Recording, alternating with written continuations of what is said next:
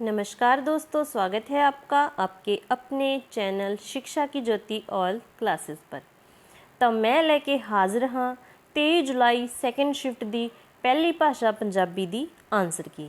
इस विच जो अपना पहला प्रश्न है जी वो है दुधियां नाल पलमदे बच्चे कमी रुझियां मावां अखां दे विच छलकण अथरू हिक्कां दे विच आहां। इस विच रस पूछा गया है जी, किहड़ा रस है? ਇਹਦਾ जो सही आंसर होवेगा, ਇਹਦਾ आंसर होवेगा डी करुणा रस। क्योंकि जो मावां ਕੰਮਾਂ ਵਿੱਚ ਰੁੱਝੀਆਂ ਹੋਈਆਂ ਤੇ ਉਹਨਾਂ ਦੇ ਬੱਚੇ ਦੁੱਧੀਆਂ ਨਾਲ ਪਲ ਰਹੇ ਨੇ, ਅੱਖਾਂ ਵਿੱਚ ਅਥਰੂ ਹੈ ਤੇ ਹਿੱਕਾਂ ਵਿੱਚ ਉਹਨਾਂ ਦੇ ਆਹਾਂ ਹੈ, ਕਿਉਂਕਿ ਉਹ ਆਪਣੇ ਬੱਚਿਆਂ ਨੂੰ ਦੁੱਧ ਵੀ ਨਹੀਂ ਪਿਲਾ ਰਹੀਆਂ। ਇਸ ਕਰਕੇ ਜੋ ਇਹਦਾ ਸਹੀ ਆंसर है डी करुणा रस ਇਸ ਵਿੱਚ ਆਵੇਗਾ। ਅਗਲਾ प्रश्न है जी बैराग किस रस ਦਾ ਸਥਾਈ ਭਾਵ है? जो बैराग हुंदा है जी वो शांत रस का स्थाई भाव हुंदा है। इहदा डी आंसर बिल्कुल राइट है। अपना 33वां प्रश्न है जी बैंत छंद है। बैंत छंद एक मात्रिक छंद है।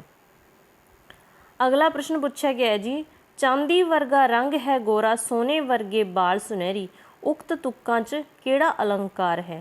इहदे विच उपमा अलंकार है जी, क्योंकि जो उपमा अलंकार हुंदा है उहदे विच उपमेय उपमान ते एक साझा गुण हुंदा है ते उहनूं दस्सण वाले शब्द हुंदा है। ये सारे जो गुण हैगे उपमा अलंकार दे ते इस विच जो आंसर होवेगा इहदा बिल्कुल राइट आंसर होवेगा। 35वां प्रश्न है जी मौन पाठ का सब तो उत्तम गुण पूछा गया है। मौन पाठ का जो सब तो उत्तम गुण हुंदा है जी वो एकाग्रता रखने विच सहायक, क्योंकि अगर आप चुपचाप पढ़ते हैं तो अर्थ ग्रहण करते हुए एकाग्रता नाल पढ़ते हैं। इसका जो सही आंसर होवेगा सी होवेगा। अपना अगला प्रश्न है जी चंगी अते आदर्श बोलचाल का गुण नहीं, ध्यान देखो ये गुण नहीं पूछा है। इसका जो शिष्टता हुंदा है जी चंगी बोलचाल का गुण मौके अनुसार हुंदा है, मौके अनुसार बोलना बिल्कुल हुंदा है। प्रभाव पाउण ਲਈ ਸਾਹਿਤਕ भाषा की बेलोड़ी वरतों ਇਹਦਾ नहीं हुंदा, ਸੁਭਾਵਿਕਤਾ हुंदा है। जो ਇਹਦਾ आंसर होवेगा वो अपना सी होवेगा। ਇਹਦਾ जो राइट आंसर होवेगा सी होवेगा। अगला प्रश्न है जी बच्चों विच लिखण कला सिखाउण नाल संबंधित विधि, ਇਹਦਾ आंसर है जी डी पेस्टोलॉजी विधि। जो पेस्टोलॉजी विधि है वो लिखण कला सिखाउण नाल रिलेटेड विधि है। अगला प्रश्न है जी सुनन कौशल के विकास लई गैर लोड़ींदी क्रिया है। सुनन कौशल विच सुंदर लिखत का कोई काम नहीं जी। इसका जो सही आंसर होवेगा ए होवेगा। 38वें प्रश्न का सही आंसर ए होवेगा। अगला प्रश्न पूछा गया है जी भाषा सिक्ख्या के सूत्र पूर्ण तो अंश वल का उदाहरण है। पहला ऑप्शन है जी बच्चा जो जानता है उसनूं उधार बना के अज्ञात चीज़ों तो जाणू करवाउणा, उदाहरणों तो परिभाषा बना के सिखाउणा, ये भी है नहीं जी, ये भी है नहीं। पहली इकाई वाक तो आरंभ करके शब्द ते फिर अखर सिखाउणा, ਇਹਦਾ सही आंसर होवेगा। ਇਹਦਾ जो सही आंसर होवेगा सी ਇਹਦਾ बिल्कुल राइट आंसर है। ਹੁਣ प्यारे बच्चे बन के वीडियो ਨੂੰ लाइक करके शेयर कर दो ताकि दूजे बच्चों की भी हैल्प हो सके। तो चैनल ਨੂੰ सबसक्राइब करो क्योंकि इस चैनल ਤੇ ਤੁਹਾਨੂੰ बहुत ही ਤੁਹਾਡੇ ਕੰਮ ਦੀਆਂ ਚੀਜ਼ਾਂ ਮਿਲਣਗੀਆਂ। ਆਪਾਂ ਬਹੁਤ ਹੀ ਵਧੀਆ ਤਰੀਕੇ ਨਾਲ ਹਰ ਪੇਪਰ ਦੀ ਤਿਆਰੀ ਕਰਦੇ ਹਾਂ, ਮਜ਼ੇ ਲੈਂਦੇ ਹੋਏ ਪੜ੍ਹਦੇ ਹਾਂ ਤਾਂ ਕਿ ਆਪਾਂ ਨੂੰ ਚੀਜ਼ਾਂ ਬਹੁਤ ਚੰਗੀ ਤਰ੍ਹਾਂ ਯਾਦ ਹੋ ਜਾਣ। ਭਾਸ਼ਾ ਸਿੱਖਿਆ ਦੇ ਸੂਤਰ ਪੂਰਨ ਤੋਂ ਅੰਸ਼ ਵੱਲ ਦੀ ਉਦਾਹਰਣ ਹੈ। ਇਹ ਆਪਾਂ ਪ੍ਰਸ਼ਨ ਕਰ ਲਿਆ 39ਵਾਂ ਜੀ। ਅਗਲਾ ਪ੍ਰਸ਼ਨ ਹੈ ਜੀ 40ਵਾਂ ਭਾਸ਼ਾ ਸਿੱਖਿਆ ਦੀ ਕੰਮ ਦੁਆਰਾ ਸਿੱਖਣਾ ਵਿਧੀ किस सिद्धांत पे आधारित है? इसका जो सही आंसर होवेगा जी वी होएगा क्रियाशीलता का सिद्धांत। 41वां प्रश्न है जी केवल ज्ञानात्मक पक्ष के उद्देशों की प्राप्ति लिए उपयोगी परीक्षा, मेरे अनुसार इसका आंसर वस्तुनिष्ठ परीक्षा होवेगा। बाकी थोड़ा डाउट है, थोड़ा तुसीं आपदा सुझाव दे सकते हो। अगला प्रश्न है जी मौखिक परीक्षा का उद्देश्य नहीं है लिख के प्रगटाकरण की योग्यता का मूल्यांकन, बच्चों की तार्किक ते चिंतन शक्ति के विकास का ज्ञान, पाठ जां इकाई की सिक्ख्या की डूंघाई नाल जांच, पूर्व पठित विषय वस्तु की थोड़े समय विच दोहराई, ये सारे नहीं हो सकते। ये तो सारे हैगे मौखिक परीक्षा का उद्देश्य नहीं है पूछा लिख के प्रगटा करने की योग्यता, क्योंकि मौखिक परीक्षा की गल हो रही है तो यदा ए आंसर राइट है जी। अगला प्रश्न है जी प्रयोगात्मक परीक्षण की तकनीक पूछी गई है। ਇਹਦਾ आंसर होवेगा जी ए दैनिक कारजां की निगरानी। अवलोकन विधि है जी, ये ना कुछ देख के सीखा जाता है। प्रयोगिक परीक्षण प्रयोगात्मक परीक्षण की तकनीक है। बच्चे नूं दिता गया घर का काम वस्तुनिष्ठ परीक्षा, ये दोनों ही नहीं हो सकते। अवलोकन विधि भी इसका आंसर हो सकता है, क्योंकि आप जो कोई बच्चे प्रयोगिक परीक्षा कर रहे हैं तो उन्होंने आप उसका अवलोकन करके देखते हैं कि वे की कर रहे हैं, सही कर रहे हैं नहीं कर रहे। ठीक है, इस थोड़ा जा डाउट है। उचित स्वर लय अते उदाहरण उचारण नाल कविता का वाचन करना ते मूल्यांकन ਲਈ उत्तम परीक्षा विधि पूछी गई है। ये है जी सी आंसर इसका राइट है, मौखिक परीक्षा।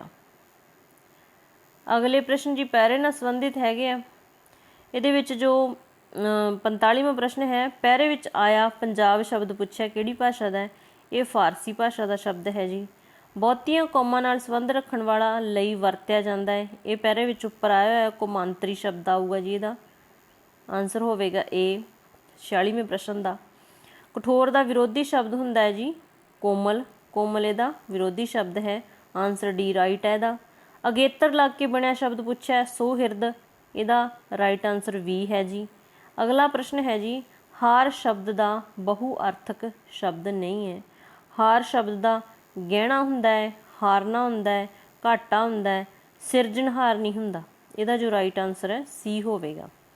उद्यम शब्द का समानार्थक जुट पूछा है जी उपराला, कोशिश, हीला, वसीला, खेड़, कामा, उपराला। कामा तो उद्यमी नूं कह सकते हैं, उद्यम नूं कामा नहीं कह सकते। कोशिश ते नकारा ये तो बिल्कुल ही नहीं होएगा, ये नहीं होवेगा, ये नहीं होवेगा, ये भी नहीं होएगा। इसका जो सही आंसर होवेगा ए। 50 नंबर प्रश्न का जो सही आंसर होवेगा ए होवेगा।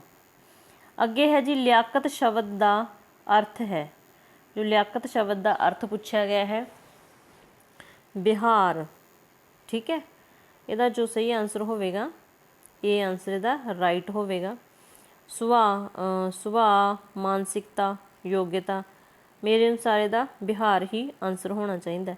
अंदाजा शब्द का अर्थ है जी अनुमान, अंदाजा लाना, अनुमान लाना। हेठ लिखियां विचों पुलिंग पूछा गया जी, इस विच आंसर होगा रब। ਇਹਦਾ ए आंसर राइट होगा। जे तुहानूं पुलिंग स्त्रीलिंग च दिक्कत आउंदी तुसीं वाक विच प्रयोग करके देख सकते हो, बिल्कुल तुहानूं राइट आंसर मिलूगा। जिवें कि रब कदे किसी का माड़ा नहीं करता, इत्थे पुलिंग वाला आपां नूं संकेत मिल गया। जे चीज़ की गल कर दईए तां चीज़ कोई चंगी हुंदी है कोई माड़ी हुंदी है। पिछे जो वर्ड आउंदा वही आपां नूं दसदा है कि पुष्पलिंग है कि स्त्रीलिंग है। मशीन खराब हो गई, सौं चुकी सी, इसका जो सही आंसर है जी रब है। अगला प्रश्न है जी ये वरतारा सभ्यक समाज लई चंगेरा नहीं होवेगा। काल पूछा जी ਇਹਦਾ काल है जी भविख काल। अपना जो अगला प्रश्न है जी शमला तक के भुली, यह अखान बारे पूछा गया है। इसका जो सी आंसर बिल्कुल राइट होएगा। जो कोई किसी के बाहरी दिखावे तो धोखा खा जाए, बाहरी दिखावट देख के अगले ते विश्वास कर लवे तो इसका सी आंसर राइट होवेगा। मेहनत करने वाला मनुख वैतरनी पार कर ही जाता है। इसका जो सही आंसर होवेगा पहला है जी नदी नूं पार करना। कोई नदी का कोई गल नहीं, ये मौके के मुताबिक काम करना ये भी नहीं है जी। नदी नूं तर के पार करना ये भी नहीं। इसका जो सही आंसर होवेगा वी होवेगा। मेरे पिता जी अज पिंड गए हैं, वाक विचों विधेय चुनो। वाक च एक उद्देश हुंदा ते एक विधेय हुंदा जी। उद्देश करता ते करता का विस्तार हुंदा है। ठीक है, तो जो विधेय हुंदा बाकी बचदा वो विधेय हुंदा। इहदे विच मेरे पिता जी करता है, मेरे पिता जी भी ये भी करता है, इहदे विच पिता जी आ गया। इसका जो सही आंसर होवेगा डी होवेगा। 58ਵਾਂ ਪ੍ਰਸ਼ਨ ਹੈ ਜੀ, ਵਾਕ ਵਿੱਚ ਕਾਲਬੋਧਕ ਅੰਸ਼ ਦੀ ਭੂਮਿਕਾ ਨਿਭਾਉਂਦੀ ਹੈ। ਕਾਲਬੋਧਕ ਅੰਸ਼ ਦੀ ਜੋ ਭੂਮਿਕਾ ਕਿਹੜੀ ਕਿਰਿਆ ਨਿਭਾਉਂਦੀ ਹੈ, ਤੇ ਇਹਦਾ ਜੋ ਸਹੀ ਆਨਸਰ ਹੋਵੇਗਾ ਇਹ ਹੋਵੇਗਾ ਸਹਾਇਕ ਕਿਰਿਆ। ਜਿਵੇਂ ਆਪਾਂ ਕਹਿੰਦੇ ਹਾਂ ਕਿ ਉਸਨੇ ਆਉਣਾ ਸੀ, ਮੈਂ ਆਹ ਕੰਮ ਕੀਤਾ ਸੀ, ਮੈਂ ਆਹ ਕੰਮ ਕਰਨਾ ਹੈ, ਜੋ ਹੈ ਸੀ ਹਨ, ਇਹ ਸ਼ਬਦ ਹੁੰਦੇ ਆ ਸਹਾਇਕ ਕਿਰਿਆ ਦੱਸਦੇ ਆ ਕਾਲ ਦਾ, ਆਪਾਂ ਨੂੰ ਕਾਲ ਦੱਸਦੇ ਆ ਕਿ ਕਿਰਿਆ ਦਾ ਕਾਲ ਕੀ ਹੈ, ਕਿਹੜੇ ਸਮੇਂ 'ਚ ਕਿਰਿਆ ਹੋਈ ਹੈ। ਜੋ ਆਪਣਾ ਅਗਲਾ ਪ੍ਰਸ਼ਨ ਹੈ ਜੀ, ਹੇਠ ਲਿਖਿਆਂ ਵਿੱਚੋਂ ਖੇਮਾ ਵਿਅੰਜਨ ਨਹੀਂ ਹੈ ਪੁੱਛਿਆ ਗਿਆ। ਇਹਦੇ ਵਿੱਚ ਸੱਸਾ ਹੈਗਾ ਹੈ, ਛੱਛਾ ਵੀ ਹੈਗਾ ਹੈ, ਸੱਸੇ ਪਰਵਿੰਦੀ ਹਾਹਾ ਹੈਗਾ, ਇਹਦੇ ਵਿੱਚ ਜੋ ਸੀ ਆਪਸ਼ਨ ਹੈ ਉਹ ਆਨਸਰ ਹੋਵੇਗਾ। ਇਹਦਾ ਸਹੀ ਆਨਸਰ ਸੀ ਹੈ, ਉਹ ਖੇਮਾ ਵਿਅੰਜਨ ਹੈ ਨਹੀਂ ਗਾ। ਜੋ 60 ਨੰਬਰ ਪ੍ਰਸ਼ਨ ਹੈ ਜੀ, ਉਹਦੇ ਵਿੱਚ ਦਵਈਆ ਛੰਦ ਦੀ ਹਰ ਤੁਕ ਵਿੱਚ ਕਿੰਨੀਆਂ ਮਾਤਰਾ ਹੁੰਦੀਆਂ ਹਨ, ਇਹਦਾ ਵੀ ਆਨਸਰ ਬਿਲਕੁਲ ਰਾਈਟ ਹੈ।